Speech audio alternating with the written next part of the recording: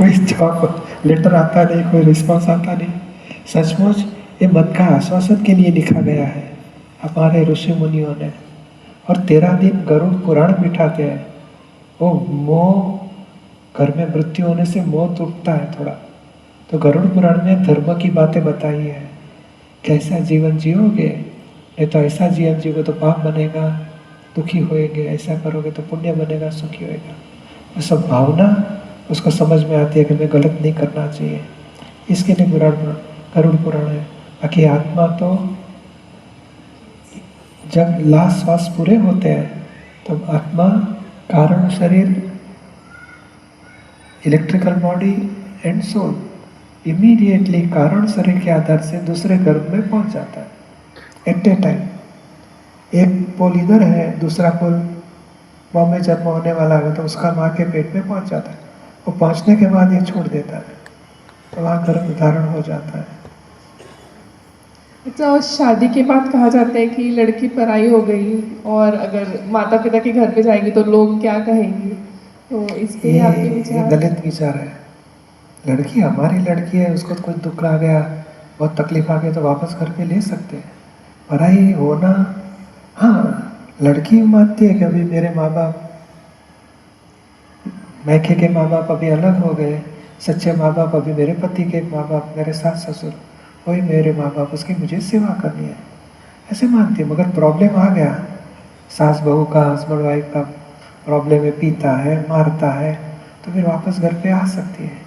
ऐसे माँ बाप ने भी संभाल लेना चाहिए कि भाई तू जीवन बिगाड़ने की ज़रूरत नहीं है, घर पे आ जा, हम रास्ता करेंगे कुछ भी। यानी पढ़ाई हो गई ऐसे मानने की जरूरत, प्रेम से रहना चाहिए एक दूसरे के साथ। और मरने के बाद स्वर्ग और नर्क होता है या सच्ची बात है, पर सभी लोगों को नहीं मिलेगा। जो मानव धर्म पालन करता है वो वापस मनुष्य में आएगा। जो पाशव था, अणहक की लक्ष्मी ले लेता है, अणहक के विषय विकार में जाता है, किसी को दुख पहुंचाता है और मजा करता है, व्यभिचार, दुराचार, भ्रष्टाचार, वो मनुष्य में से जानवर में जाएगा और अनर्थ हिंसा करेगा।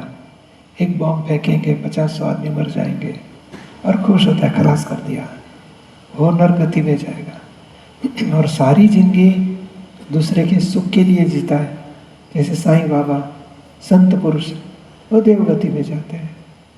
विचार गति मनुष्य में से शक्य है।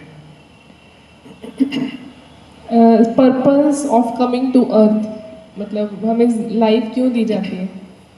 कौन देता होगा? नहीं, हमारा ही कर्म से हम लाइफ लेते हैं, कोई भगवान देने वाला नहीं। और लाइफ का हेतु यही है कि आत्म साक्षात्कार पाके अंतिम ध्येय जन्म मरण के फेरे से मुक्ति पाना, तमाम कर्म बंधन से मुक्त होके मोक्ष गति प्राप्त करो, वो मनुष्य जीवन का अंतिम ध्येय है। और उसके पहले का ध्येय आत्म साक्षात्कार प्राप्त करो। और आत्म साक्षात्कार नहीं हुआ वहाँ तक भावना रखो, मुझे कोई ज्ञानी मिले, मुझे आत्मा का साक्षात्कार मिले, और भावना रखने की।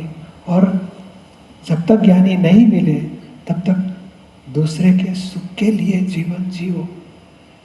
खुद के सुख के लिए जीवन तो सब लोग जीते हैं, परायों के सुख के लिए जीवन जियोगे तो ऊर्ध्व गति पाओगे। और आत्मा